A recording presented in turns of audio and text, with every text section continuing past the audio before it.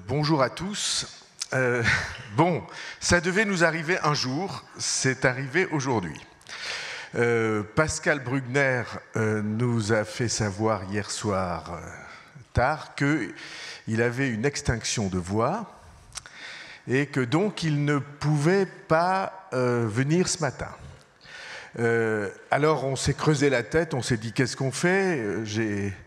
J'ai essayé d'appeler, j'ai failli obtenir l'assentiment de Michel Onfray pour qu'il vienne ce matin. Il était à Bordeaux, on a fait toutes les acrobaties nécessaires, puis finalement, il était avec Denis Mola à la librairie de Bordeaux, il n'a pas pu venir. Bref, nous nous sommes concertés gravement, les yeux dans les yeux, et on s'est dit qu'au fond, on allait pouvoir, non pas pour remplacer Pascal Brugner, qui, vous prie de l'excuser, a dit qu'il reviendrait l'année prochaine, mais que vraiment ça serait trop ridicule de venir sur la scène et de ne pas avoir de voix. On s'est dit qu'on allait faire quelque chose qu'on n'avait jamais fait jusqu'à maintenant, mais après tout, on est là pour créer du nouveau et du vivant.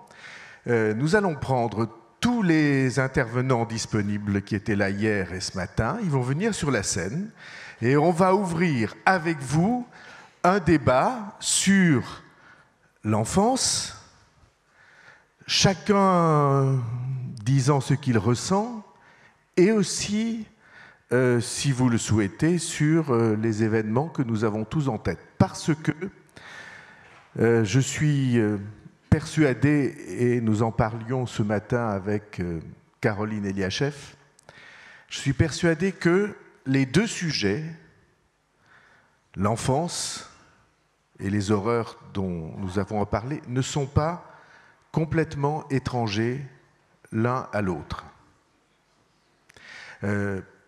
Parce qu'il y a dans l'itinéraire de ceux qui entrent dans cette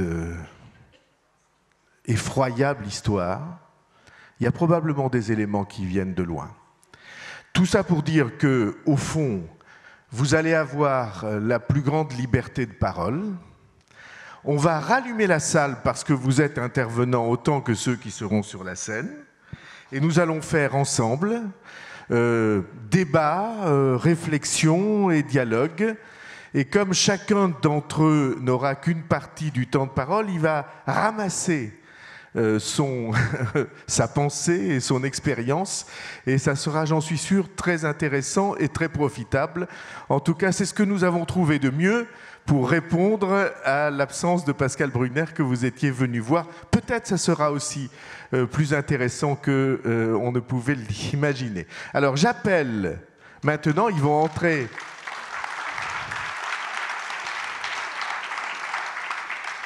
Où sont-ils ? Il faut que j'aille les chercher ? Je vais aller les chercher. Je vais faire mon Lapousterle, je vais aller les chercher. Allez, voilà. Philippe Torreton.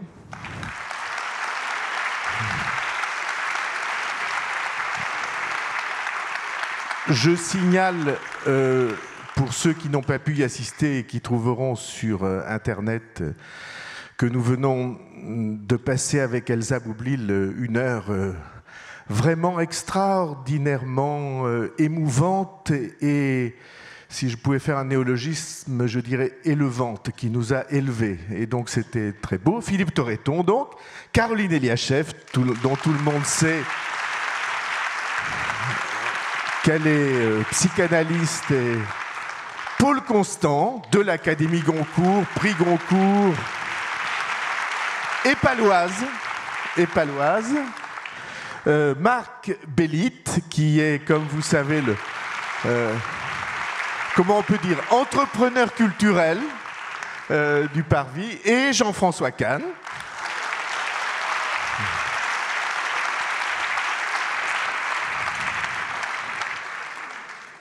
Et voilà, alors je vais faire le monsieur loyal, et en risquant parfois quelques remarques. Il faut allumer un tout petit peu plus encore la salle. La salle, pas la scène, la salle qu'on se voit. Voilà, très bien, parfait. Donc on va peut-être faire un tout petit peu avec chacun de ceux qui sont là. Donc, le sujet de ces idées mène le monde, c'est l'enfance, comme chacun d'entre vous le sait, et l'irruption de l'actualité, la fracture de l'actualité nous donne aussi des sujets. On va commencer par Philippe Torreton, qui va nous dire sur celui des sujets qu'il choisira, quel a été son sentiment ces derniers jours. Philippe Torreton sera cet après-midi. Cet après-midi, c'est ça oui. Voilà. Oui, je crois que c'est à 14h ou 15h. Oui, 15h. 15h. Voilà. Mon sentiment sur ce qu'on vient de vivre, oui. c'est oui. ça je crois qu'il est assez commun à vous tous ici, c'est-à-dire un effroi, une stupeur devant l'ampleur de ce massacre de masse, parce qu'il s'agit de ça, de faire le plus de morts possible. Heureusement que ces bombes au Stade de France n'ont pas été explosées et déclenchées 40 minutes avant, parce que sinon on aurait pu ajouter plusieurs centaines de victimes au bilan déjà très lourd. Donc c'est une volonté de nous effrayer et avec cet effroi de nous replier sur soi, de nous faire entrer dans un monde de méfiance, de défiance vis-à-vis de l'autre, un monde de frontières, un monde de repli sur soi, comme je le disais, et c'est-à-dire le contraire de ce qu'il faudrait faire, je crois. Et c'est en cela que ça va être très dur dans les jours à venir, les semaines à venir, les mois à venir et peut-être même les années à venir. J'ai envie de supprimer le peut-être, d'ailleurs sûrement. C'est au contraire de s'ouvrir au monde et de considérer que ce monde est fondamentalement injuste, fondamentalement inégalitaire et que on ne peut pas continuer à vivre comme si de rien n'était sur la planète. On ne peut pas vivre, on le voit d'un point de vue écologique, mais d'un point de vue politique, d'un point de vue humanitaire. Nos critères de vie, notre confort ne peut pas être juste pour nous. Il va falloir qu'on se le dise. Mais est-ce que c'est le temps de le dire ? Je ne sais pas, on en discutait tout à l'heure. C'est-à-dire cette époque est chamboulante. Enfin, ce qu'on vit en ce moment est chamboulant parce qu'il y a un temps pour la stupeur, le deuil, se rassurer entre amis, réconforter ceux qui ont été atteints. Et puis après, il y a un temps d'analyse aussi, et tout se fait un petit peu en même temps. Alors du coup, c'est très troublant. Mais ce que je crois, moi, c'est qu'il va falloir résister très fort à cette tentation de repli sur soi, de méfiance, de défiance de l'autre. Et il va falloir être très élevé, pour reprendre le mot que vous citiez tout à l'heure à propos de mon épouse, et j'en suis ravi. Mais effectivement, il va falloir s'élever, devenir des êtres conscients et avoir une vision du monde absolument avec une hauteur essentielle, plus que jamais. Sinon, c'est le chaos, je crois. Voilà ce que je ressens en ce moment, mais tout ça est assez compliqué.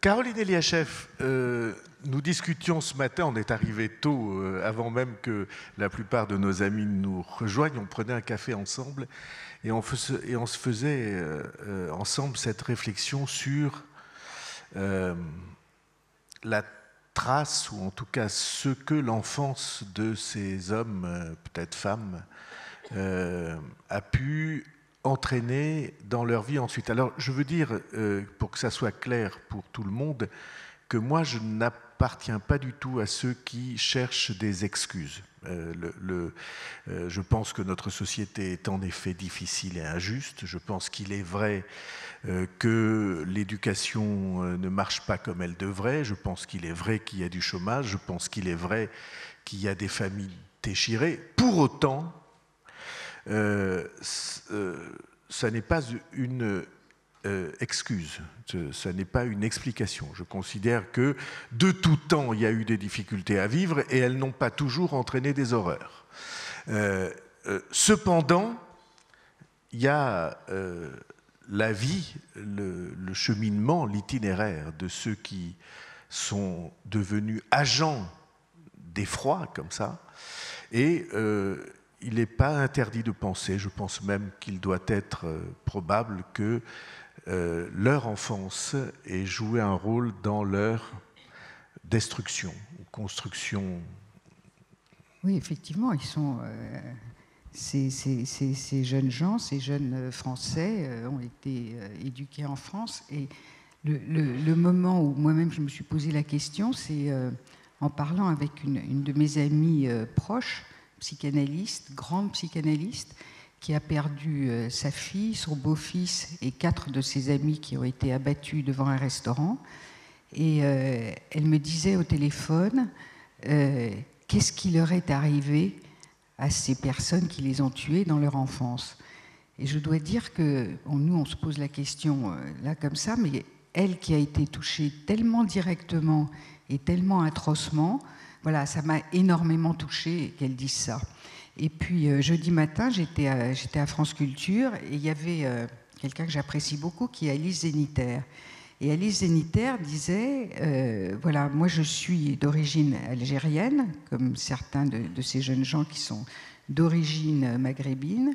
J'ai été élevée en France, j'ai le même âge que ces personnes. Eh bien, nous avons suivi des voies radicalement opposées. Et effectivement, si Alice Zéniter a des points communs évident avec ces personnes, il y a sûrement des différences incroyables sur ce qu'ils ont vécu dans leur enfance. Et personnellement, j'ai choisi ce jour-là de parler de l'empathie et de l'altruisme, pour dire que voilà, ça existait aussi et qu'il fallait des conditions pour développer chez certains, pour développer chez chacun d'entre nous d'ailleurs l'empathie et l'altruisme, et qu'il y a des conditions qui annihilent l'empathie et l'altruisme et permettent à des personnes de tuer froidement d'autres personnes en considérant, pour ne rien ressentir, que ce ne sont plus des êtres humains. Donc effectivement, ce qu'ils ont vécu dans leur enfance est à cet égard absolument capital. Et c'est souvent, ces personnes-là sont souvent des personnes chez qui on a annihilé l'empathie et l'altruisme, qui ont annihilé leur propre empathie et altruisme pour ne pas ressentir les choses qu'on leur faisait subir. Voilà. Effectivement, le fait de... Enfin, je précise également que, oui, essayer de comprendre n'est absolument pas une tentative d'excuser. On dit souvent des psychanalystes, voilà, vous comprenez, etc., etc., et donc tout le monde, ceci, cela. Moi, personnellement, je ne suis absolument pas dans cette disposition-là. Et d'ailleurs, il est de fait que beaucoup de personnes ont eu une enfance, disons, violentée, et ne deviennent pas pour autant... n'exercent pas pour autant sur les autres leur propre violence, et donc il n'y a pas d'excuse à trouver. Mais il faut dire également que les choses ont changé, c'est-à-dire que par exemple dans les procès d'assises, pendant très longtemps, les personnes qui avaient elles-mêmes été, disons, maltraitées, c'était une excuse qui faisait diminuer la peine, et maintenant c'est plutôt le contraire. C'est-à-dire que quelqu'un qui se présente devant une cour d'assises et met en avant son enfance malheureuse, ça devient au contraire quelque chose qui aggrave sa peine. Donc voilà, on ne peut pas dire que mettre en avant son enfance malheureuse vous donne des excuses. Merci beaucoup. Paul Constant. Je voudrais penser aux victimes qui sont, dans la moyenne d'âge, au Bataclan, avaient 27 ans. C'est une génération et un milieu social, mais qui est assez divers, mais quand même la génération d'enfants aimés et hyper protégés. Et ils ont été atteints en pleine innocence, c'est-à-dire on leur a dépeint un monde comme bon, et ils devaient être bons pour ce monde bon. Et c'est pour ça que c'est plus ravageur qu'un accident d'avion, même un avion abattu, qui aurait contenu le même nombre d'individus. c'est que brusquement, on a vu les visages de nos enfants. Ces enfants que nous avons voulus, que nous avons protégés, parce que nous avons, et le mot d'utopie était très beau hier, parce que nous avons cru, de façon incroyable d'ailleurs, qu'on pourrait leur faire un monde meilleur. Autre chose aussi, c'est que ma génération, on a vu d'autres formes de terrorisme. Et celui-là n'est pas différent. Sinon qu'il choque parce qu'il fait appel au sacré. Les terrorismes politiques qu'on a connus en Italie, qu'on a connus partout dans le monde, ont terrifié, mais on leur a trouvé, sinon des excuses, au moins des causes politiques justes. Et brusquement, qu'est-ce qui fait qu'une cause religieuse nous choque à ce point? C'est le même mort, hein?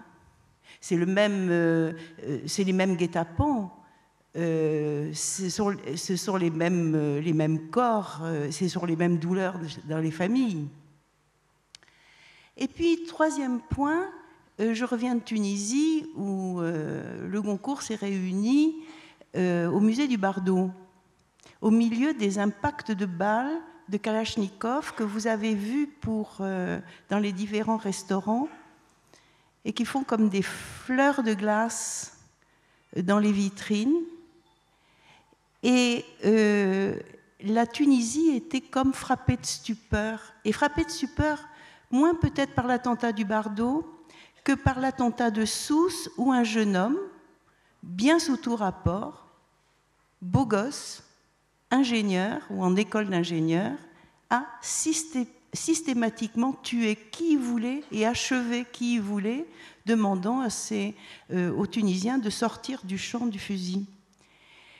Et je me suis dit que nous, Français, on s'était, je reviens à ce que disait Philippe Torreton, on s'était dit, bon, ça se passe sur une plage de Sousse, on n'ira pas sur la plage de Sousse, on n'ira pas au musée du Bardo, on n'ira pas ici, on n'ira pas là, et brusquement, on s'est enquisté. Et ce que nous vivons extraordinairement mal, c'est que c'est le cœur de la France, c'est le cœur de Paris, c'est une sorte de cœur qui a été atteint et qui nous laisse finalement sans protection. Sans protection. Merci Paul. Marc Bellitte. Oui, dans cette approche générale qui a frappé tout le monde de sidération, on va décliner les uns et les autres les moments, l'angle sous lequel cette sidération nous a saisis et nous a transis, nous a effrayés. Et en même temps, l'instant d'après, il faut réfléchir un instant sur quel était le contexte dans lequel ce genre de choses s'est produit. Paul dit avec raison qu'on a connu la phase des attentats politiques et de cette violence sociale et idéologique. Et voilà qu'apparaît un autre type de violence. Et tout d'un coup, moi, ce qui m'a frappé principalement, ça a été le fait de me dire, mais est-ce que nous n'avons pas vécu aussi, pendant toutes ces années-là, dans une atmosphère de ressentiment? Et j'emploie le mot de ressentiment au sens où Nietzsche l'emploie, c'est-à-dire cette attitude fondamentale vis-à-vis de la vie qui fait que l'homme a toujours quelque chose à reprocher, quels que soient les motifs réels ou supposés de ce reproche. Et ce reproche-là, il s'est exercé à bien des égards sur des aspects de notre vie quotidienne, mais aussi à l'endroit de quelque chose qui tout d'un coup réapparaît d'une manière très saisissante, c'est l'idée de la France. Et hier soir, Jean-François l'a dit, et Gisbert aussi, c'est un point qui ressurgit. Vous disiez le sacré à l'instant, mais il est certain aussi que derrière ce sacré, il y a un déficit dans notre République, si l'on peut dire. C'est que notre République a exclu l'élément religieux de sa cohésion nationale. Et c'est notre histoire, il n'y a pas à y revenir, je n'interviens pas là-dessus. Mais je dis, au fond, qu'est-ce qui fait consensus chez nous? Qu'est-ce qui fait cohésion chez nous? C'est l'idée de contrat social et politique qui fait que l'on se reconnaît dans quelque chose. Mais ce quelque chose, justement, qui s'appelle la France, on a eu beaucoup de mal à le défendre et à l'aimer. Et c'est un vieux débat sur lequel je reviens, mais rappelez-vous cette question qui a traversé tout le domaine de l'enseignement. Faut-il enseigner l'histoire de France et de quelle manière? Faut-il enseigner à aimer la France? Mais non, c'est ringard, c'est franchouillard, c'est pas possible, on ne peut pas. Aujourd'hui, nous sommes dans un œcuménisme universel et mondialiste.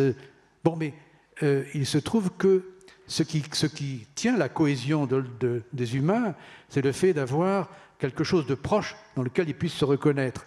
Et nous avons renoncé, pour des raisons objectivement respectables, à l'enseignement du roman national, que Michelet, au XIXe siècle, et d'autres avaient énoncé comme étant l'une des raisons de la cohésion française. Parce que les lendemains de la Révolution, ils ont été grandioses et ils ont été aussi pitoyables par certains côtés. Le XIXe siècle a traversé cette crise. Est-ce que nous sommes un pays? Est-ce que nous avons une cohésion? Et est-ce qu'il faut enseigner notre histoire et refaire notre histoire? Et ça a été le grand débat des historiens du XIXe. Je n'y reviens pas, mais c'est un point important qui revient. Moi, ce qui m'a vraiment frappé dans les événements que nous avons vécus, c'est quelque chose auquel je n'avais absolument pas prêté attention tout de suite, c'est cette réunion du Congrès à Versailles, où tout d'un coup on a entendu les élus de la nation chanter à l'unisson, pour une fois, l'hymne national. Et je me suis mis à le réécouter et à le relire. J'ai dit, mais au fond, cet hymne, bon, il est peut-être un petit peu ancien, oublié, il divise aujourd'hui autant qu'il réunit. Mais là, il réunissait. Là, il réunissait. Et quand on relisait ces paroles, on se dit, mais au fond, c'est un cri et c'est un sursaut. C'est un cri et un sursaut, c'est à un moment donné un peuple qui veut retrouver une cohésion dans quelque chose qui le fonde. Les paroles avaient été terriblement contestées. Oui, oui. On voulait les enlever, oui, c'est les ça. paroles du son. Mais bien sûr. Après, on a fait de l'explication de texte dessus. Hein. Mais bon, et ce sursaut-là m'a saisi parce que je me suis dit, tiens, voilà, au fond, il faut peut-être, dans ce pays et dans d'autres, de grandes crises pour que des sursauts se produisent. Et alors, bon, comme j'aime bien les livres et les poètes, j'ai retrouvé quelque chose que tout le monde connaît chez Hölderlin, cette phrase « Mais là où est le danger, là aussi croient ceux qui sauvent ». Et par conséquent, peut-être que ce moment terrible que nous vivons est une occasion de rebond, et peut-être que nous saurons faire France et faire société et faire solidarité autrement que de la façon dont nous l'abordions jusque-là. Il me semble que peut-être il y a un changement de conception du monde qui s'est produit, dont on n'a peut-être pas encore mesuré tous les effets. Merci Marc. À mon avis, tu n'as pas fait de peine à Jean-François Kahn en ouvrant cette voie, et je passe le micro à Jean-François. Contre nous de la tyrannie, l'étendard sanglant est levé. Ça faisait rire hier, c'était pas d'actualité, mais là, ça correspond absolument à ce qu'on a vécu. Entendez-vous dans nos campagnes, dire ces féroces soldats qui viennent jusque dans nos bras égorger nos femmes et nos enfants et nos compagnes. C'est exactement ce qu'on a vécu. Et c'est la première fois que la Marseillaise m'est apparue dans ses paroles comme quelque chose qui nous touche aujourd'hui, pour aujourd'hui. C'est quelque chose, en effet, qui était très frappant. Je dirais rien sur... Il se trouve qu'on est intervenu longuement hier sur cette situation, donc je n'y reviendrai pas. Mais dire faire France, le roman national, et en même temps le sujet qui, sans ce drame, aurait dû nous réunir, et dont beaucoup ont parlé, et qui vont sans doute encore parler, qui est l'enfance. Et oui, faire France, le roman national, il a une enfance. C'est-à-dire, nous avons une enfance. Nous avons, les Français ont une enfance. Il y a une enfance des Français. Et je voudrais simplement dire deux mots là-dessus. D'abord parce qu'il y a eu un événement qui synthétise absolument tout, qui n'est pas dans nos livres d'histoire, qui devrait être, et vous allez comprendre pourquoi il devrait absolument être dans nos livres d'histoire. Il est inconcevable qu'il ne soit pas dans nos livres d'histoire. C'est on peut dire une révolution. Déjà, c'est une spécialité nationale. Mais non seulement on commence par une révolution qui est une spécialité nationale, mais cette révolution a eu lieu en mai 68, après Jésus-Christ. Mai 68, c'est-à-dire 68 ans après la naissance de Jésus-Christ. Donc, en mai 68, il y a un empereur qui s'appelle Néron, que tout le monde connaît. Mais ce qu'on a oublié, c'est que c'est le roi de France. Ce qu'on n'apprend pas dans nos écoles, c'est que pendant toute l'époque de la Gaule romaine, ceux qui dirigent la France, c'est Caligula, c'est Néron, c'est Trajan, etc. Donc c'est le roi de France. Et tous les ans, les 70 peuples qui fondaient la Gaule, mais qui s'étaient fondus grâce à Jules César, car c'est quand même grâce à Jules César qu'on a fait peuple, hein, les 70 peuples fondés la Gaule se réunissaient à Lyon, sur la grande place de Lyon, où il y avait d'ailleurs la statue des 70 peuples, et le représentant de l'empereur montait sur la tribune, c'est l'empereur, c'était Néron, on tremblait, etc. Et en même temps disait qu'est-ce que l'empereur attendait de son peuple et qu'est-ce qu'on attendait de l'empereur. Et ce jour-là, d'abord, ils avaient changé la date. Donc déjà, les gens se méfiaient. Ils étaient plus nombreux que d'habitude et il y avait beaucoup de femmes. Ils disaient, il va se passer quelque chose. Donc ils arrivent, ils sont sur la grande place de Lyon. Et le représentant de l'empereur, qui s'appelait Vindex, c'est un Gaulois. C'est un Gaulois représentant d'un peuple. Vindex, qui veut dire en latin le vengeur. Il monte à la tribune. Il dit, écoutez, je vais vous surprendre. Et vous dire quelque chose qui va quand même peut-être vous ébranler. Mais il faut que je vous le dise, ma conscience m'impose de vous le dire, à vous Gaulois, et surtout à vous Gaulois, parce que vous êtes Gaulois. Nous avons un empereur qui est un être épouvantable, qui est un tyran épouvantable, qui opprime le peuple, qui viole le droit public, qui défigure la civilisation. Il a tué sa mère, il a tué sa femme, sa première. Il a tué son beau-fils, il a tué des dizaines de sénateurs. Et puis il ajoute en plus, il se commet sur les scènes et il joue de la cithare, et en plus il joue faux. Petite parenthèse, Néron, quand il va apprendre ça, va réagir très violemment, non pas contre le fait qu'il ait tué sa mère, qui joue faux, ou qu'il ait tué son fils, mais il proteste qu'on dise qu'il jouait faux. Donc il joue de la cithare, il joue faux, bon. Pour dire la vérité, il ajoute aussi quelque chose qui va beaucoup émouvoir les Gaulois. Il dit, et puis, ce Néron, on ne sait pas très bien s'il faut l'appeler monsieur ou madame. Parce qu'il se trouve que Néron avait épousé 2 hommes, avait organisé 2 mariages gays, mais il avait invité sa femme au mariage. Il avait fait un grand mariage dans le palais et il avait invité son épouse. Donc il avait épousé 2 hommes. L'un, une fois, c'est lui qui avait le voile, l'autre, c'est lui qui avait la voile, il portait la dot, etc. Et il se trouve que les Gaulois à l'époque n'étaient pas totalement encore au stade du mariage pour tous. Et donc ça crée une espèce de rumeur désapprobative. Bon, ça joue un rôle. Enfin, c'est surtout le fait qu'il viole la civilisation, il viole les droits de l'homme. Vous vous rendez compte, c'est peut-être la première fois dans l'histoire qu'on a un appel à une révolte, non pas pour des raisons ethniques, car il n'y a pas un mot sur le fait de l'indépendance gauloise, le retour aux traditions gauloises, sur la langue gauloise, la religion druidique. C'est-à-dire qu'il intègre Rome. Ce qui est très important, et c'est pour ça que je pense que c'est fondateur de ce qu'on est, c'est qu'à la fois il appelle aux Gaulois, à la spécificité gauloise, au peuple gaulois, à ce qu'ils sont, c'est-à-dire en effet des Gaulois.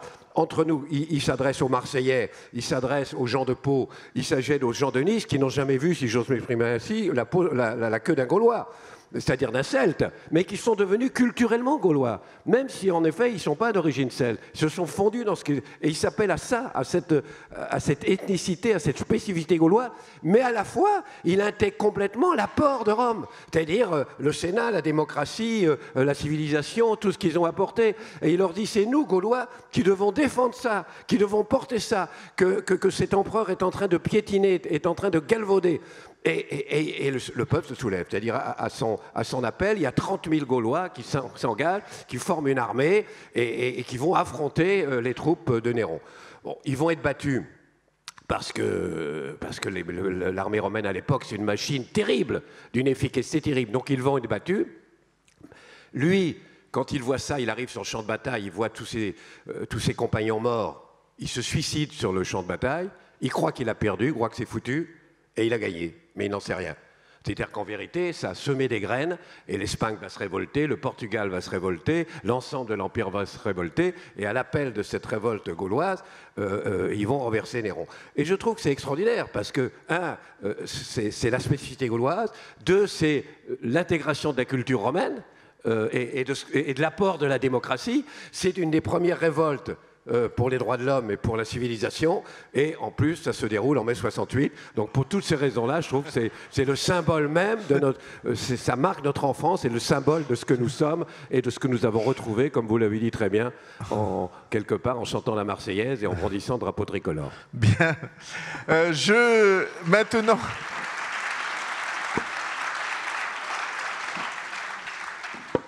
Après que Jean-François Vindex se soit exprimé, ou Vindex-Can comme on voudra, je vous donne la parole, parce qu'on a décidé de faire un dialogue ou de répondre à des questions. Alors si vous voulez bien, on va en prendre 3, on va faire 3 par 3. Si vous avez des interrogations, des questions sur les thèmes abordés, conjointement ou séparément, à vous de vous exprimer. Oui, monsieur, alors, est-ce que quelqu'un peut apporter un micro au balcon là-haut?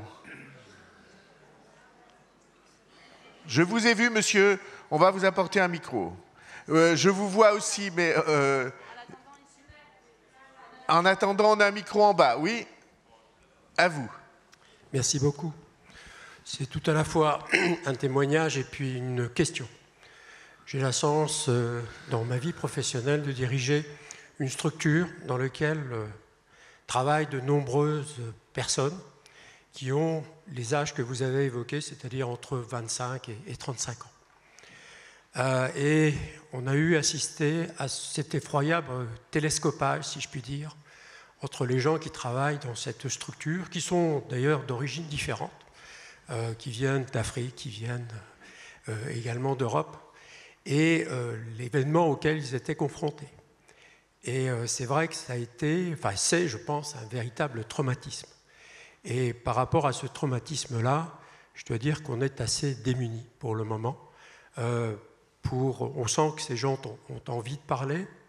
Ils ont été particulièrement frappés et étonnés de ces deux itinéraires complètement différents, de gens qui ont à peu près le même âge, et frappés effectivement de leur quotidien, et de voir que, eh bien, il existait effectivement un autre itinéraire, d'autres personnes du même âge, qui manifestement n'ont pas eu la même vie, et pour lesquelles ils sont à la fois, encore une fois, traumatisés et perplexes. Ce que je pense, c'est que, et ça c'est le questionnement, c'est de savoir comment on peut leur donner la parole, parce qu'ils devraient avoir la parole, et comment, quelque part, apporter une réponse aux questions qui peuvent se poser, et à l'effroi auquel aujourd'hui ils sont confrontés. Merci beaucoup. On va tout à l'heure peut-être essayer de vous répondre. Est-ce que le micro est arrivé là-haut? Oui, très bien. Oui, bonjour. Je reviens à l'enfance. Dans une très belle chanson, Jacques Brel, l'enfance, a dit l'enfance, qui peut nous dire quand ça commence, qui peut nous dire quand ça finit. C'est rien qu'avec de l'insouciance, c'est tout ce qui n'est pas écrit, etc. Je voudrais demander à quelqu'un d'entre vous, peut-être Caroline Eliachev, si elle peut répondre à sa question, quand ça commence, quand ça finit l'enfance. Merci. Merci beaucoup. Peut-être ça finit jamais. Troisième intervenant. Un micro là.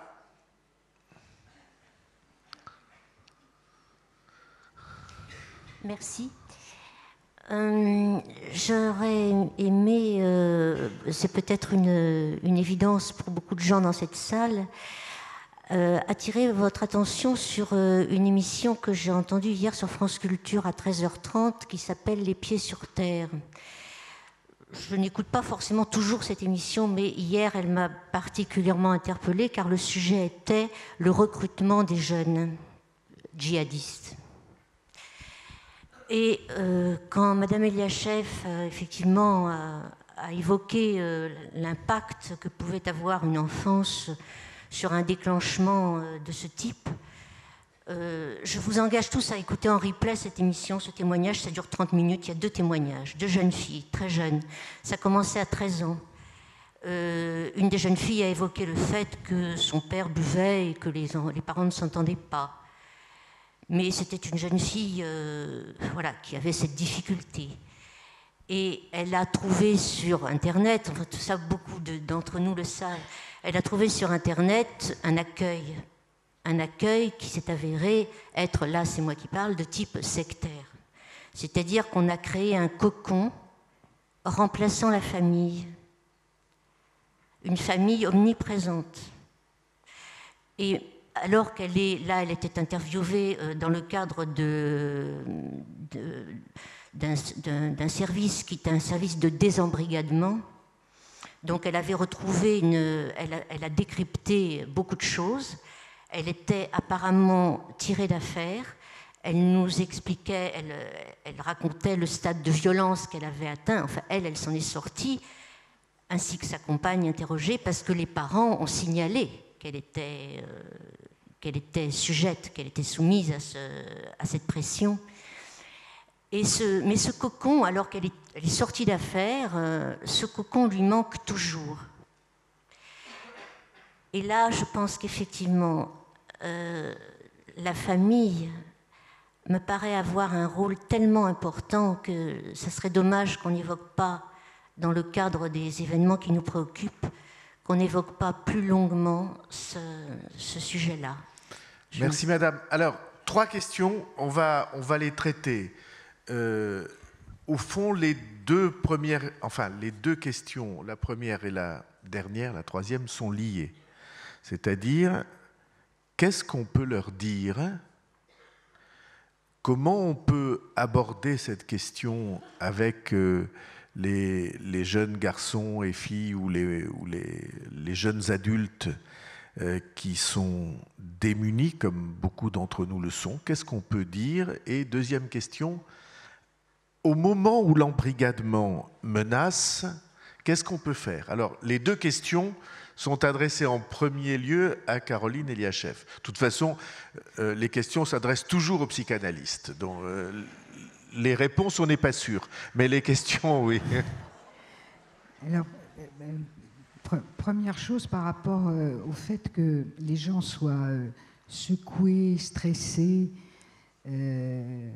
présentent des symptômes, etc., etc.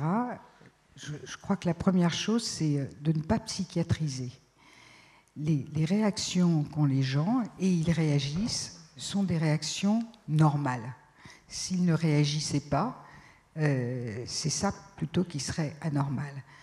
Une petite proportion de ces personnes auront plus tard un certain nombre de symptômes qui vont les empêcher plus ou moins de vivre, et seulement ceux-là, je crois, auront besoin de soins spécifiques, on va dire.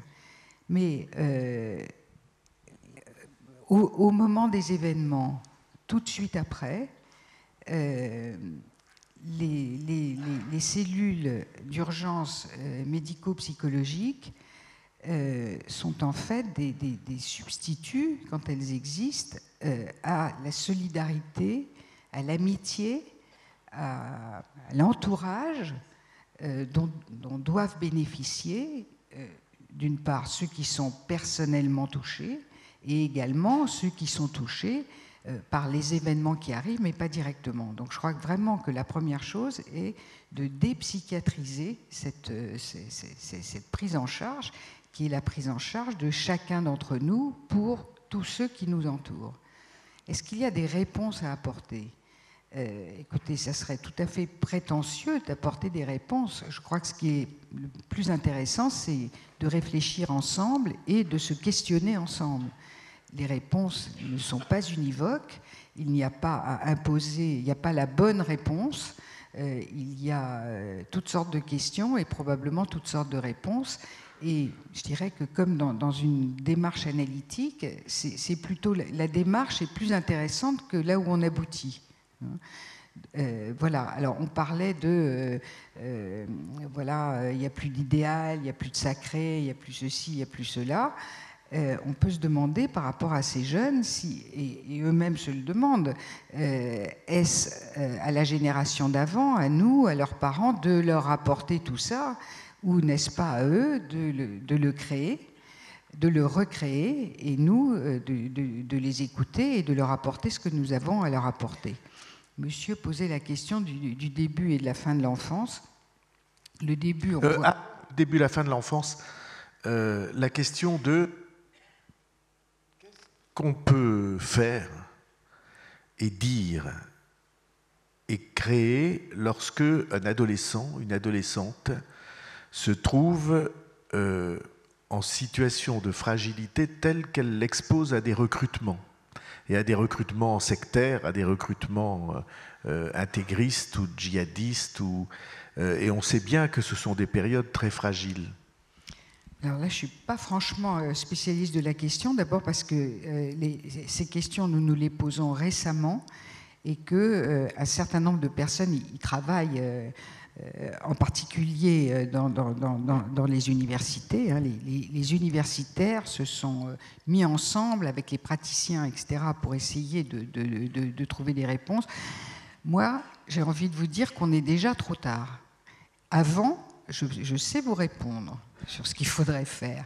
Au moment où ça arrive... Allons-y, avant alors. Écoutez, dans l'ensemble des pays d'Europe, les gens, à la fois les enseignants, les parents, les professionnels, se sont posé la question de la violence à l'école. Comment faire pour qu'il y ait moins de violence à l'école, puisque c'est devenu un réel problème. Les pays ont répondu de façon différente.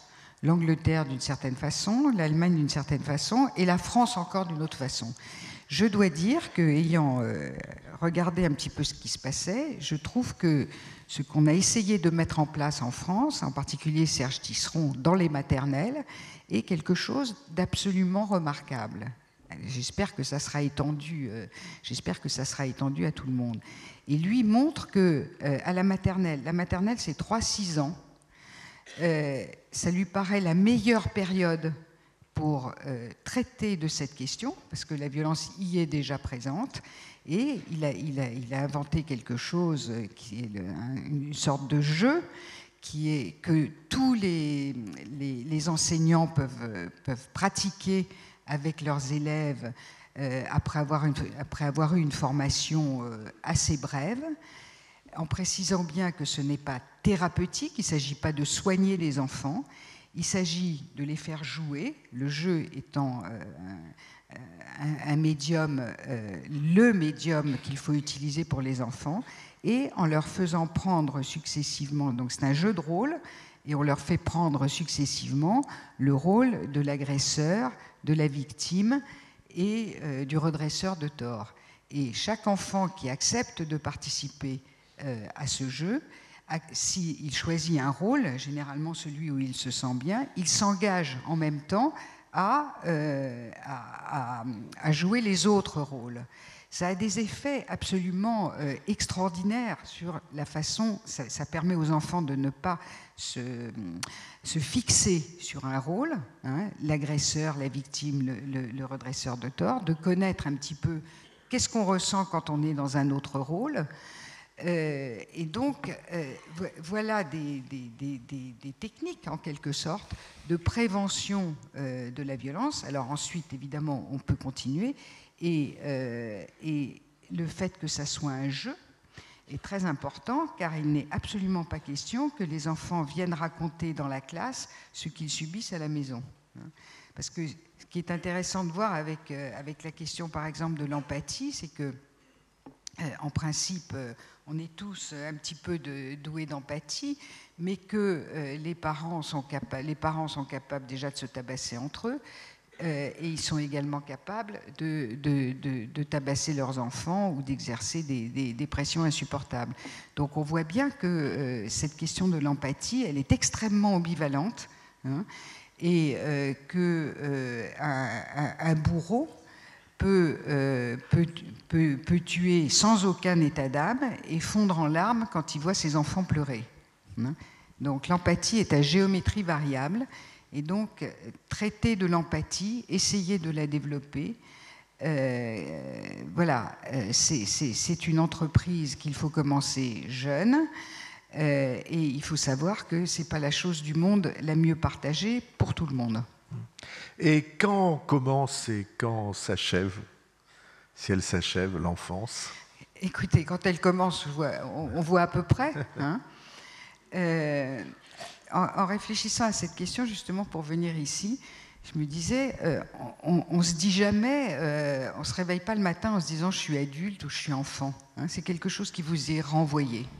Alors, on peut, il y a évidemment des étapes. Hein. On peut dire je suis devenu majeur, par exemple. À 18 ans, je pense qu'il y a des seuils extrêmement importants. Pour autant, on ne se dit pas je suis... Enfin, peut-être qu'il y a des gens parmi vous qui se disent je suis adulte, mais c'est assez rare d'y penser. Voilà. Ça vous est renvoyé. Et s'ils se le disent, ce n'est pas absolument certain. Donc...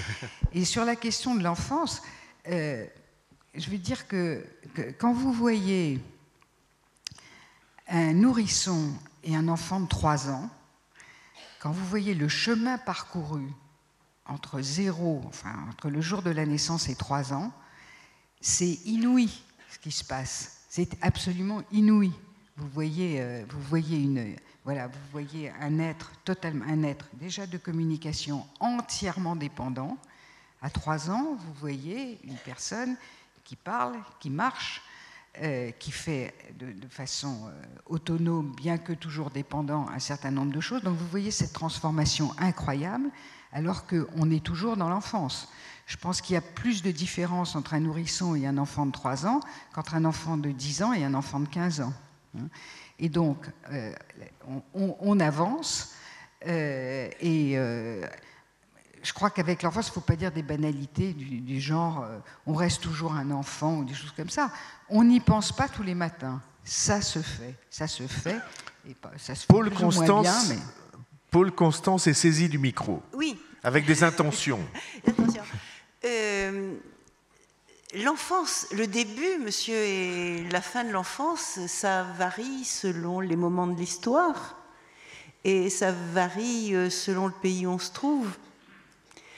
Curieusement, actuellement, on est enfant très tôt, on est enfant alors qu'on n'est pas né.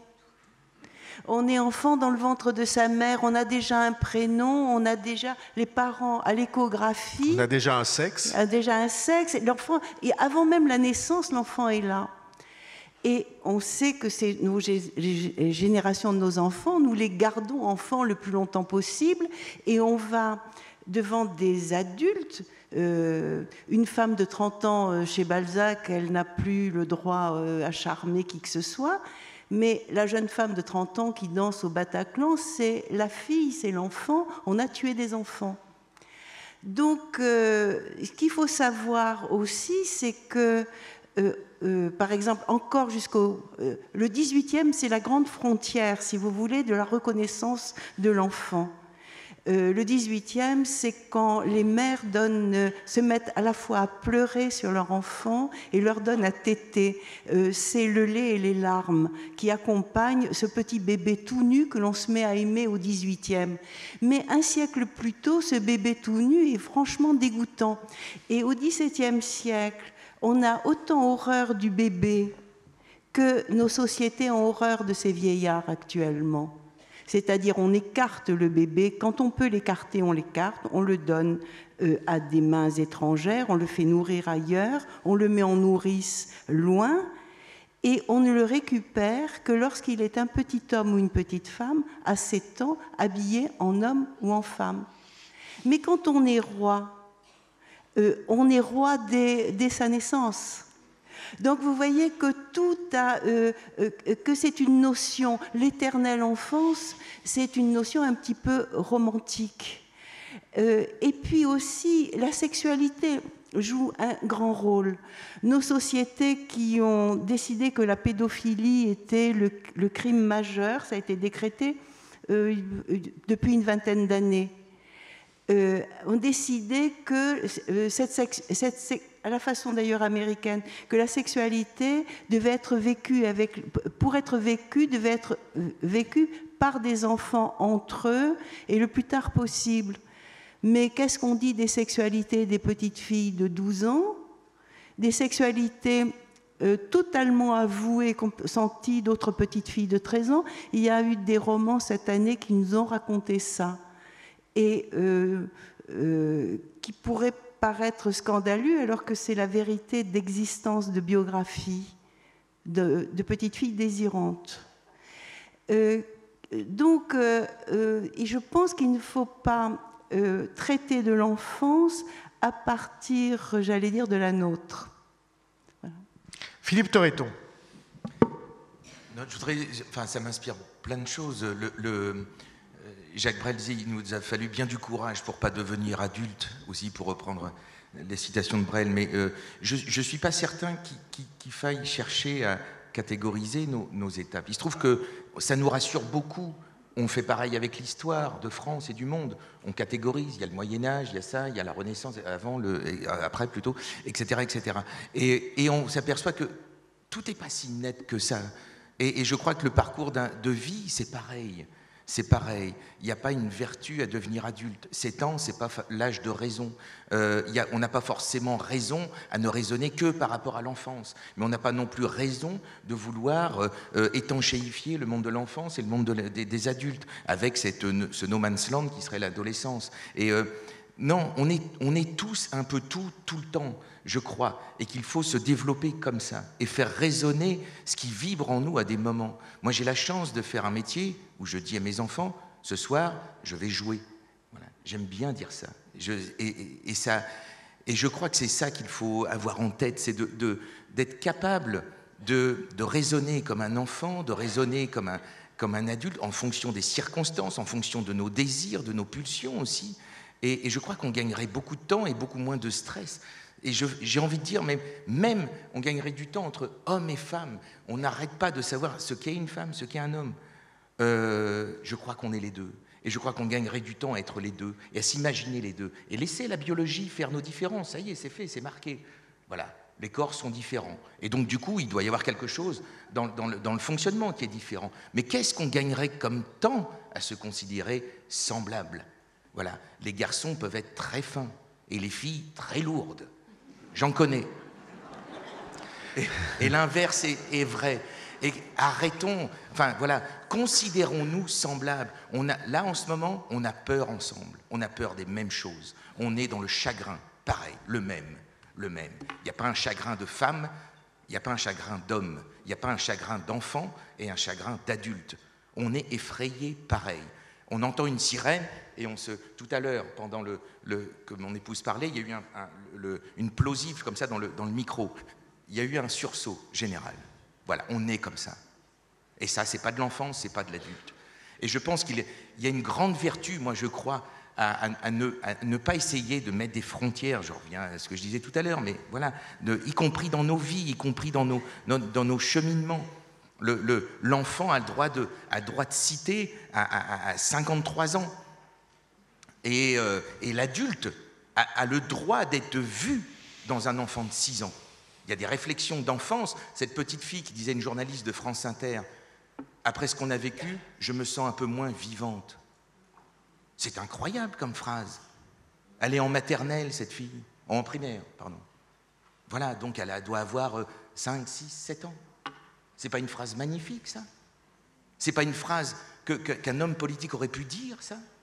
Pleine de sens, pleine d'humanité. Donc, certains. Qu'est-ce que ça veut dire? Non, mais oui, certains, bien sûr. Mais voilà, c'est... Merci Philippe Torreton. 3 autres questions.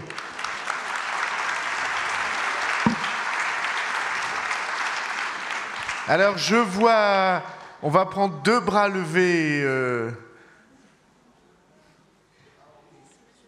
Et puis en haut, oui, on ne vous oublie pas, vous allez avoir le micro. On n'est pas aux pièces ici, on a le temps de réfléchir. Oui, bonjour. Pascal Bruckner était critique sur la politique de l'éducation qui devait être mise en place aujourd'hui en supprimant le latin et l'allemand et en faisant une place, somme toute naturelle, à l'islam. Donc une question à nos intervenants. Cette place de l'islam doit-elle se faire de façon critique? En d'autres termes, est-ce que l'islam doit passer au crible de la société civile comme la religion catholique y est passée depuis plus d'un siècle? C'est-à-dire qu'on a beaucoup entendu nos journalistes, si vous me permettez l'expression, bouffer du curé, mais peut-on également bouffer de l'imam? Et enfin, dernière question, est-ce que la presse en particulier a osé nommer suffisamment les choses? C'est-à-dire qu'on dit souvent, ces attentats abominables, c'est l'islamisme radical, c'est le salafisme. Mais ça n'est pas l'islam. Mais c'est quand même une maladie de l'islam, c'est un cancer de l'islam. L'Inquisition, c'est une maladie du catholicisme. Il y a eu les cathares, il y a eu Simon de Montfort, les choses ont été dites. Ne serait-il pas temps d'aborder tout cela paisiblement, et pourquoi pas dans le cadre de l'éducation nationale, puisqu'on sent bien que l'éducatif devra prendre le relais du sécuritaire à un moment ou à un autre? Bien, première question. Deuxième question. Bonjour. Alors, moi, je vais rebondir sur deux choses. Alors, sur la fin de l'enfance, je me demandais si est-ce que notre enfance ne s'arrête pas quand nos parents cessent d'être parents. C'est-à-dire que, et du coup, c'est très variable. On peut avoir des parents qui arrêtent d'être parents quand on est très jeune, et du coup, on devient adulte très jeune. Et on a peut-être tous été confrontés à ça. Nos parents perdent parfois de leur autonomie, on doit s'occuper d'eux, et à ce moment-là, on arrête d'être enfant. J'ai l'impression qu'il y a un peu de ça parfois. Et la deuxième chose sur laquelle je voulais revenir, c'était sur ce que disait Madame par rapport au cocon, qui parfois peut amener nos enfants à se perdre. J'enseigne depuis très peu de temps et je découvre avec un effarement terrible que les enfants qu'on dit protégés et aimés, c'est vrai, ils le sont, mais je les trouve extrêmement seuls, nos enfants. J'ai l'impression que les parents, nous, les adultes, on nous demande de plus en plus de nous investir dans notre travail. Alors par plaisir, on le fait parce qu'effectivement maintenant le travail est devenu plus de la labeur mais du plaisir, et parfois de la labeur pour certains qui, je vois beaucoup de parents qui sont fatigués parce qu'ils courent après le travail pour vivre à peu près correctement et qui du coup n'ont plus de temps pour les enfants. Et moi je vois des enfants, j'enseigne en collège, j'enseigne en lycée et j'enseigne avec des enfants qui sont des enfants migrants, et là, le point commun entre tous c'est la solitude. Je vois des enfants très très seuls et aimés et protégés malgré tout, mais seuls. Merci beaucoup. En haut, troisième question. Oui, bonjour, Monsieur Bayrou, messieurs, mesdames.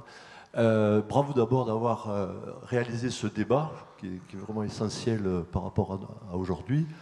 Et je voudrais consolider votre idée par la présence de Boris Cyrulnik l'année dernière à Pau, à l'école de commerce, qui a parlé pendant 1 heure sur l'enfance et le terroriste.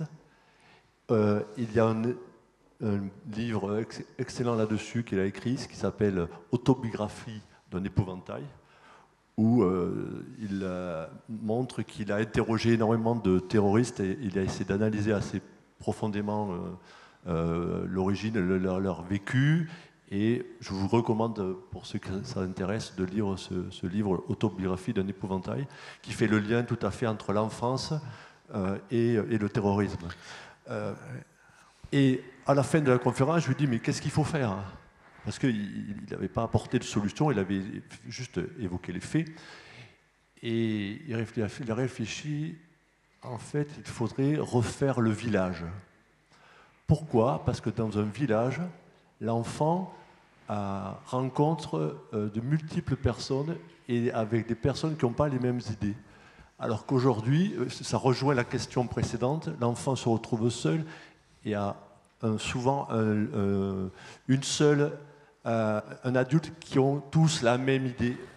Et d'autant plus dans certaines cités où les enfants ne vont pas forcément à l'école très jeunes et n'entendent qu'un seul son de cloche et sont embrigadés dans une seule parole.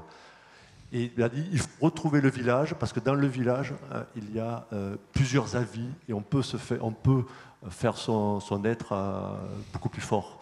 Et l'autre réponse qu'il a donnée, c'est vous qui l'a donné, M. Bayrou, avec les idées du monde, c'est de plus de culture. Voilà. Mais ma question, elle vient de de 2 émissions que j'ai entendues sur France Culture. Celle de hier à 13h30 était exceptionnelle.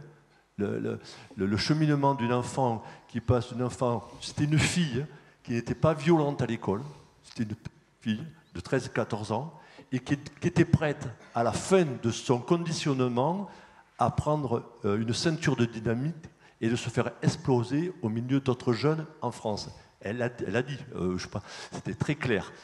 Et ce matin, il y avait Régis Debray, interrogé par M. Finkielkraut, qui ont parlé du même sujet, c'est-à-dire il manque de l'espoir, il manque des projets de vie aux jeunes qui sont, à tous les jeunes d'aujourd'hui, principalement à ceux qui sont dans des situations plus difficiles, économiques, etc. Et Régis Debray a fait une analyse exceptionnelle de ce sujet. Je vous encourage à réécouter un podcast, l'émission qu'il y a eu à 9h ce matin, réplique, qui était exceptionnelle. Et son discours, c'était aujourd'hui, il faut de l'espoir, il faut avoir de l'espoir, et il se tournait vers les politiques. Donc là, M. Bayrou, c'est à vous que je... Qu'est-ce qu'on peut faire au niveau politique pour donner de l'espoir? Et un projet de vie à tous les Français. Bon. Je vais dire 3 phrases de ce que je ressens pour relier ce que ma jeune collègue tout à l'heure a dit avec votre interrogation à vous. Elle a dit « ce qui me frappe, c'est la solitude des enfants ». Et moi, ce qui me frappe, c'est la solitude de tout le monde.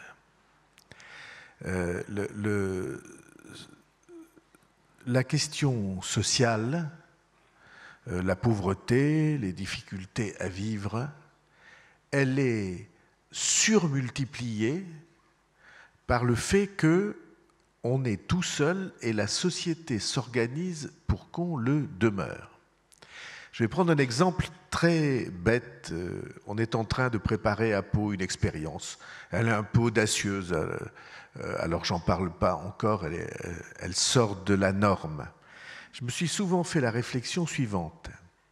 Si vous avez 650 € pour vivre, RSA plus allocation, et que vous êtes tout seul, ou minimum vieillesse, que vous êtes tout seul, c'est la dèche intégrale et l'incapacité à vivre. Mais si vous êtes 2, puis 3, si vous êtes 3 avec 650 €, ça fait 1 950 €, c'est-à-dire le revenu d'une famille, et en s'entraidant, on y arrive. Alors, j'ai cette idée de favoriser ce genre de colocation. Et pour ça, il faut se battre contre la Sécu ou les administrations qui donnent des allocations, parce que dès l'instant que vous vous retrouvez à 2 ou à 3, on vous coupe les allocations. J'ai vécu ça, cette idée m'est venue il y a quelques années, en voyant quelqu'un que je connaissais très bien, une dame, se retrouvait veuve, sans revenu, et son mari venait de mourir, et son beau-père est venu s'installer chez elle. Et il vivait comme ça. Et puis, les administrations s'en sont aperçues, on a coupé les allocations, ce qui fait que le beau-père a été obligé de repartir, et que les deux se sont retrouvés tout seuls avec toutes les perturbations que vous imaginez, les addictions que vous imaginez. Et il me semble que ce serait donner du sens à la vie, ou en tout cas rendre la vie plus vivable et même intéressante ou attrayante, que de favoriser les regroupements. J'ai été très frappé, j'ai un fils qui a fait des études en Belgique, et le mode de logement universitaire en Belgique, c'est la colocation. D'ailleurs, ça se développe un peu en France aussi. Nous, on avait des cités universitaires avec des chambres isolées. Et à Louvain, où mon fils a fait ses études, au contraire, toutes les cités sont en colocation. de 4, 5, 6, parfois 8 étudiants qui vivaient dans un grand appartement, avec la condition était d'avoir un projet. Alors ceux qui chantaient avaient un projet musical, ceux qui étaient rugbymen avaient un projet rugby, et d'autres spirituels, philosophiques, toutes ces choses-là. J'ai trouvé qu'il y avait là une piste, monsieur, pour apporter un changement à la vie. Et toujours dans la conversation que nous avions avec Caroline Eliachev ce matin, on voit bien que ce que ces garçons et ces filles-là recherchent, c'est un sens à la vie. Ils ont l'impression que leur vie, et encore une fois, j'excuse rien, que leur vie n'a aucun sens, et on leur fournit un sens préfabriqué, autoritaire, totalisant, qui répond à toutes les questions en même temps, y compris à la question du salut éternel et de la jouissance éternelle. On voit bien que, je souriais parce que j'ai écrit un livre il y a plus de 20 ans qui s'appelait, sur ces questions-là et sur la question de la mainmise de l'islam en particulier, qui s'appelait « Le droit au sens ». Et cette intuition que c'est sur le sens de la vie que nous avons travaillé est pour moi une intuition qui devrait gouverner une autre parole politique, peut-être moins catégorique, moins exclusive, qui n'exclut pas, ou qui exclut moins, mais qui peut-être permet de tracer des pistes concrètes et pratiques nouvelles. Et c'est dans ce concret et ce pratique que je suis sûr il y a beaucoup de réponses. Enfin, c'est mon intuition à moi, comme responsable politique, mais je ne suis pas là comme ça, je suis là comme animateur sur ce sujet. Après, il y avait les deux autres questions, et Paul Constant... Juste dire quelque chose. En littérature, le terrorisme, il a été traité dans la condition humaine. Rappelez-vous l'angoisse de Chen au moment de lancer la bombe. Il a été traité dans Les Justes de Camus. Et puisque vous parliez d'empathie, Philippe Torreton, je veux dire, quand on lit la pièce des Les Justes, que j'ai lue avec mon petit-fils allemand il y a 1 an, l'empathie, elle va aux terroristes. Brusquement, on ne se pose pas la question des victimes, on se dit pourvu qu'il aille mettre la bombe. Donc là, puisque les faits, la vérité nous a atteints, on est en train de se dire que ces terroristes-là, comment on aurait pu les empêcher? Mais cette pulsion terroriste, on la trouve tout le temps dans la littérature. C'est une forme d'héroïsme aussi, quand elle s'exprime. La condition humaine, tout le monde l'a lu. Les Justes, je l'ai lu. C'est une pièce de théâtre. C'est ça le sujet. Merci, Paul Constant. Jean-François Kahn voulait s'exprimer sur l'un après l'autre. Monsieur a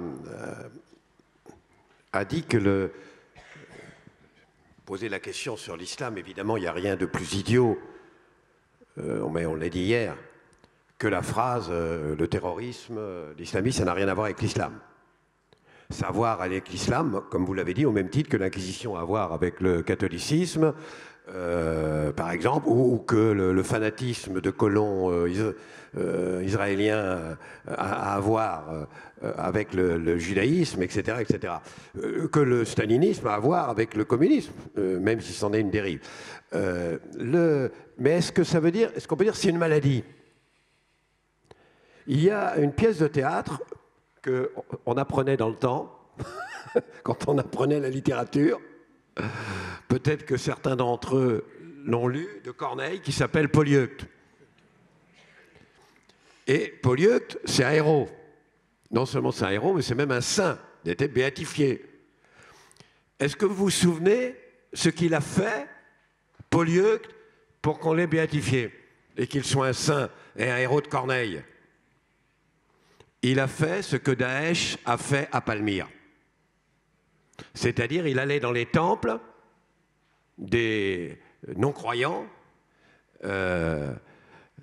et il détruisait les statues. Les idoles. Et il détruisait les idoles. Donc, c'était pas une maladie du christianisme. En l'occurrence, c'était ressenti comme intrinsèque au christianisme. L'Inquisition, ce n'est pas une maladie du christianisme. Pendant 3 siècles, c'était intrinsèque au christianisme. Donc je ne suis pas sûr que ça soit... naturellement, c'est une dérive idéologique, comme toute idéologie est capable de connaître cette dérive qu'est le dogmatisme fanatisé. Donc c'est autre chose qu'une maladie. On a dit on a parlé de la fragilité des jeunes.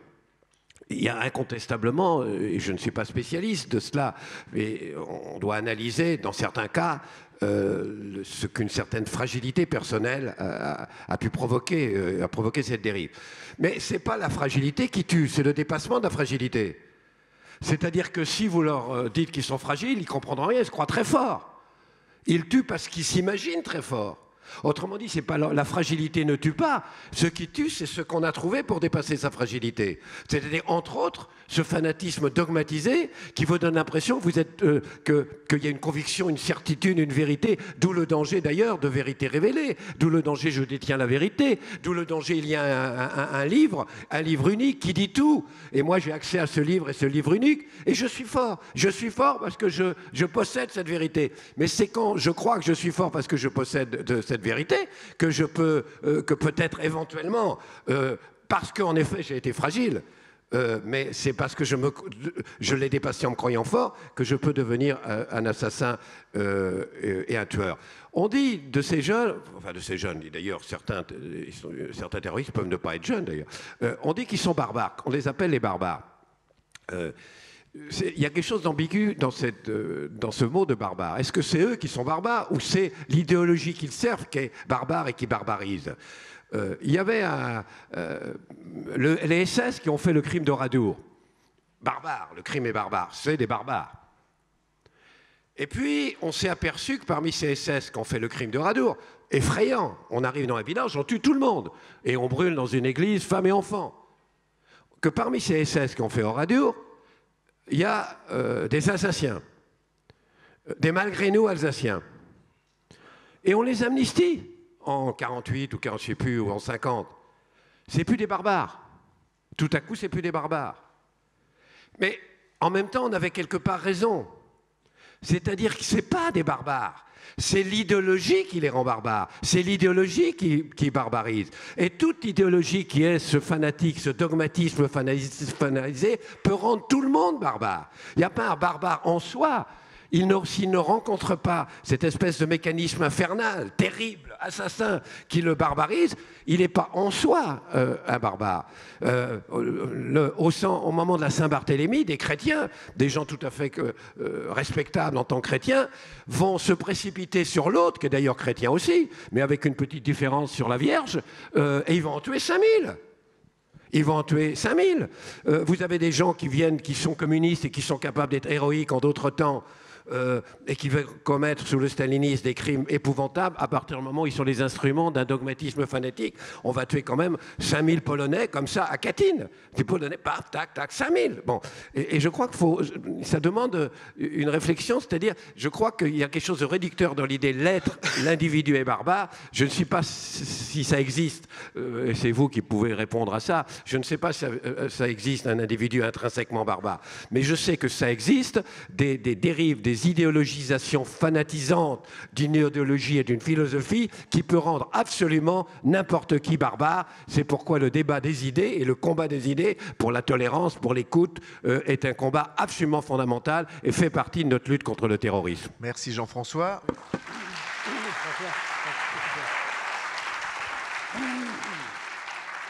C'est pourquoi nous avons écrit « Les idées mènent le monde ». Et pour moi, les idées, oui, c'est pour ça que tu l'as dit, et pour moi, les idées, c'est à peu près le contraire ou l'adversaire des idéologies. Mais ceci est une position personnelle. Marc? Oui, sur ce point, je pense qu'on commettrait une très grave erreur à considérer qu'on a affaire à des gens qui sont une émanation d'une sous-culture ou d'une barbarie avérée. Il y a un point qui n'a pas été relevé, en tout cas je ne l'ai pas vu relevé jusqu'à présent sur ces attentats que l'on vient de vivre. Ils ne se sont pas produits n'importe où, ni n'importe comment. Il se trouve que l'endroit où se produit ce drame, si on fait un peu d'histoire apocalyptique, on verra dans l'histoire bien des références à des lieux symboliques dans les sociétés et dans les civilisations. Ce lieu, c'est Saint-Denis. Alors, qu'est-ce que c'est Saint-Denis? Saint-Denis, c'est la nécropole de la basilique des rois de France. C'est probablement le lieu le plus sacré de Paris. C'est l'endroit où Saint-Denis a apporté sa tête. C'est un lieu de douleur et de souffrance, et c'est un lieu symbolique. Et il y a là la nécropole de tous nos rois, jusqu'à Henri IV, qui à la Révolution d'ailleurs a été sorti de son tombeau, qui a été décapité, envoyé valdinguer, et on a retrouvé récemment sa tête, semble-t-il. Enfin, c'est un épisode. C'est un lieu qui pointe une réalité, je dirais, théologique, historiale. Et en allant mettre des bombes dans cet endroit-là, en allant mitrailler dans ce lieu-là, ça n'est pas un hasard. C'est-à-dire, les gens qui font ça ont aussi une vision de l'histoire, probablement la même que nous. Ils ont une façon de nous accuser, de nous mettre en face du symbolique. Or, je trouve que dans cette affaire, il y a deux points qui relèvent de cette dimension symbolique qui sont à réfléchir. Pourquoi ce lieu-là et pourquoi une salle de spectacle? Oui, c'est surtout pourquoi le Bataclan. Oui, mais j'y viens. C'est surtout pourquoi le Bataclan. Voilà. Ah. Ben, vas-y. Très bien, non, je disais ça simplement. Caroline Iliachev. Merci, Marc. Je voulais dire un petit mot sur ce qu'on appelle le désir d'emprise. Ce désir d'emprise que l'on voit s'exercer précisément chez les fanatiques, c'est-à-dire chez ceux qui veulent nous imposer une seule façon de voir, l'imposer à tous. Et là, on voit que c'est un lien direct avec l'enfance, où l'enfant passe par une période que nous appelons une période de toute puissance, qui ne dure pas très longtemps, mais qui existe chez tout enfant. C'est-à-dire que pendant cette période, l'enfant pense que même ce qu'il pense va avoir une influence sur les autres, que ce qu'il veut, il va l'avoir, etc., etc. Et il s'affronte assez rapidement à la réalité. La façon dont il va s'affronter à la réalité, qui doit évidemment arriver, parce qu'on ne peut pas laisser un enfant continuer à croire qu'il est tout-puissant sur les autres, mais la façon dont on va lui permettre de supporter les frustrations et même de les intégrer, c'est-à-dire de s'auto-éduquer, joue un rôle capital. On voit au contraire que si cette période n'a pas eu lieu dans de bonnes conditions, ce sentiment de toute puissance, lorsque quelqu'un a trop de frustration dans sa vie, c'est ça qu'il va vouloir imposer aux autres. Et donc vous voyez là quelque chose, alors je l'explique de façon un petit peu partielle, mais vous voyez comment on peut retrouver chez ces jeunes gens et jeunes filles adultes quelque chose qui s'est mal passé pendant l'enfance, mais qui fait partie du développement, entre guillemets, normal de tout individu. Je voudrais dire aussi, parce que j'étais un peu brève là-dessus, qu'on commence à bien connaître les signes qui, chez les jeunes, indiquent qu'ils commencent à se retrancher, à s'habiller différemment, etc., etc. Ce qu'il faut savoir, c'est que les personnes qui essaient de les attirer sont extrêmement intelligentes et ont parfaitement compris les techniques de manipulation. Et s'adressent, on le sait maintenant, à des jeunes qui justement ne sont pas très engagés dans la religion, voire ne sont pas musulmans du tout, ne font pas du tout appel au départ à des sentiments religieux et ont des techniques de manipulation, c'est-à-dire d'emprise sur l'autre, parfaitement au point. Et qu'effectivement, il est assez difficile de lutter. Et quand j'ai entendu l'autre jour Dania Bouzard à la télévision dire comment elle faisait, c'était très intéressant de voir qu'ils essayaient d'une part de raccrocher ces jeunes à des souvenirs d'enfance qui auraient, en sollicitant les parents pour qu'ils retrouvent des choses agréables qu'ils avaient vécues avec leurs enfants, encore faut-il qu'il y en ait eu, d'une part, et d'autre part, qu'ils cherchaient à les confronter à une épreuve de réalité en leur faisant rencontrer des personnes qui avaient été manipulées et qui en étaient sorties. Donc, à qui ils pouvaient s'identifier. Donc on voit quand même que des choses se dessinent en France et ailleurs d'ailleurs pour comprendre ces techniques de manipulation qui ont existé de tout temps. Il est beaucoup plus facile de développer l'emprise qu'on peut avoir sur les autres que de sortir les gens de cette emprise. Philippe Torreton sera le dernier intervenant. Ah bah alors. D'accord, tant mieux. Oui. Alors, je voulais revenir sur ce que disait monsieur tout à l'heure par rapport aux interrogations que vous vous posez vis-à-vis de gens qui ont subi de près ou de loin ou par projection comme ça ce traumatisme qu'on partage tous. Et c'est vrai qu'on est démunis. Comment on s'exprime, où on va s'exprimer, dans quel endroit, en face de qui, comment, etc. Et tout ça m'amène à penser qu'il y a un outil formidable qui s'appelle la culture, tout simplement. Et regardez ce qu'on fait là, regardez où on est. On est dans un théâtre, missionné, sûrement, subventionné, j'espère, beaucoup, etc. Mais on est dans un théâtre. On se réunit dans un théâtre. Le théâtre, pour moi, les théâtres, sont les endroits, j'aime à penser ça, je ne sais pas si c'est valable scientifiquement ce que je veux dire, mais ça m'aide à vivre, que ce sont les endroits où on parle le plus et le mieux des êtres humains. Vous prenez l'activité théâtrale au sens large, pas que le théâtre avec un texte et tout ça, mais partout dans le monde, tous les soirs, à la même heure, vous vous rendez compte des sujets abordés dans tous les théâtres du monde?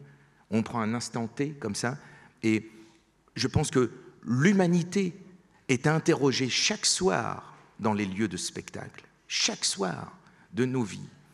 Et par rapport, qu'est-ce qui s'est passé là dans les classes justement maternelles, primaires, après les attentats? Des directives ont été données aux professeurs pour interroger, laisser la parole s'exprimer, soit par le dessin, soit par le langage, soit par l'écrit, ou tout en même temps. Qu'est-ce que c'est que le théâtre si ce n'est ça? Ce n'est que ça. On interroge, on s'interroge. Un club théâtre dans un lycée ou même dans une école primaire, c'est quoi si ce n'est ça? Fondamentalement ça. La mission de la culture, c'est quoi? Ce n'est que ça. C'est l'interrogation. Nous nous interrogeons. J'achète un billet pour m'interroger par rapport à cette pièce.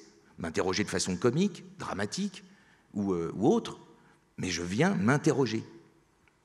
Et moi, qui suis sur scène, je m'interroge aussi. La différence, c'est que vous achetez un ticket, moi je suis payé pour le faire, mais je m'interroge de la même façon. Et je choisis une pièce parce qu'elle m'interroge moi. Une des prochaines pièces que je vais faire, c'est La Résistible Ascension d'Arthur Howie. Je pense que ça va nous parler dans les mois à venir.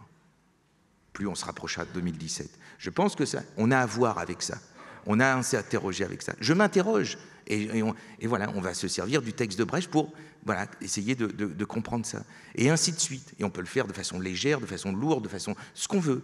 Mais c'est ça. Et c'est pour ça que je crois que, et surtout par rapport à l'enfance, quand on voit la formidable, le formidable élément de savoir qu'est un enfant, C'est une période de la vie où on est fait pour capter, pour saisir, pour attraper, pour comprendre. On a tout à imaginer, tout à comprendre. Les langues, les expressions du visage de l'autre, ça commence tout de suite par mimétisme, par on s'approche de moi en souriant, donc je souris aussi, etc., etc. Et c'est une... J'allais dire machine, mais c'est insultant. Mais c'est une sorte de machine à apprendre, à capter, à saisir, à ressentir. Et j'ai l'impression qu'on donnera assez jamais d'outils pour combler cette faculté à enregistrer, à comprendre même le monde. Et là, je voyais mes petits-enfants. J'ai une petite fille de 7 ans, un petit garçon de 4 ans, qui passent leur vie à jouer avec des doudous. Voilà. Ils aiment les doudous. Dimanche, on dînait chez mes parents. Ils sont arrivés en rampant, ils avaient chacun un bâton, ils nous ont regardés, ils ont fait « papa, papa, papa, papa, papa ». Voilà. Ça comprend. Ça nous entend parler, ça regarde la télé un petit peu, même si on leur dit de s'écarter, mais ça pige, ça chope, ça enregistre des expressions, etc. Et je pense que rien n'est la panacée, rien n'est la réponse. Notre faculté, elle sera dans toutes ces réponses, dans notre curiosité, notre imagination et notre faculté à réfléchir de façon large et généreuse. Mais je crois que la culture est au cœur d'une réponse, en tout cas, et pas des moindres. Les lieux de culture, la culture en milieu scolaire, je suis très étonné de voir qu'on associe assez peu, voire même pas du tout, le vivre ensemble à la culture. Souvent, il était question en janvier, mais le vivre ensemble est associé à la discipline à l'école, à qu'est-ce qu'on apprend aux enfants, à est-ce qu'on doit se lever quand le professeur arrive, est-ce qu'on doit mettre un policier dans la cour de récréation, etc., etc., etc., etc. Et je n'ai assez peu entendu le mot culture sous une forme ou sous une autre. Je ne dis pas que c'est le vivre ensemble, la culture, mais quand même, c'est une énorme partie du vivre ensemble. C'est un chemin. C'est un grand chemin. La culture, c'est quoi ? Tu ne penses pas comme moi, tu ne viens pas du même milieu que moi, du même pays, ça m'intéresse. C'est ce qu'a toujours fait l'humanité. Même dans les grottes, on était là, on se déplace de 10 km et on revient avec un os, on souffle dedans, ça souffle, ça fait un son. Et ben je le ramène chez moi. Et je l'intègre à nos pauvres instruments. C'est-à-dire que la culture, dès l'origine, c'était la mixité. C'était, je regarde ce qui se fait ailleurs, je l'intègre. Et j'évolue comme ça. Donc c'est une formidable réponse. Je ne dis pas, là encore, ce n'est pas la réponse. Il y en a plein. Mais c'en est quand même une sacrément forte. Et je ne l'entends pas assez. Voilà. Eh bien, en tout cas...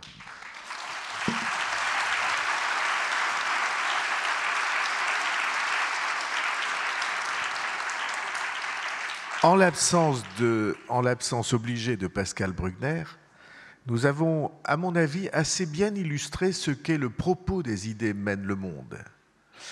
Peut-être certains d'entre vous se sont interrogés sur le fait qu'il y a une forme de journée de cet ordre que nous n'avons pas reprise exprès, qui sont les affrontements obligatoires. On met 2 types hommes ou femmes, à la tribune, et en réalité, ils ne pensent pas la même chose, ou ils font semblant de ne pas penser la même chose, et l'un doit prendre le dessus sur l'autre et se faire applaudir par les formules les plus audacieuses qu'il puisse trouver. Nous n'avons pas voulu faire ça. C'est la raison pour laquelle tant de nos intervenants sont interrogés solitairement par un intervieweur, pour que sorte ce qu'ils avaient de plus profond. Et le dialogue qu'on vient d'avoir là n'avait aucune sorte d'affrontement. C'était un croisement d'expériences, d'idées, d'intuitions que chacun, avec sa vie ou sa recherche, avait trouvé. C'est une des manières d'élever le débat plutôt que de le tirer vers le bas. C'est le propos même de ces journées des idées mènent le monde. Je remercie Philippe Torreton, Caroline Eliachev, Paul Constant, Marc Bélitte et Jean-François Kahn.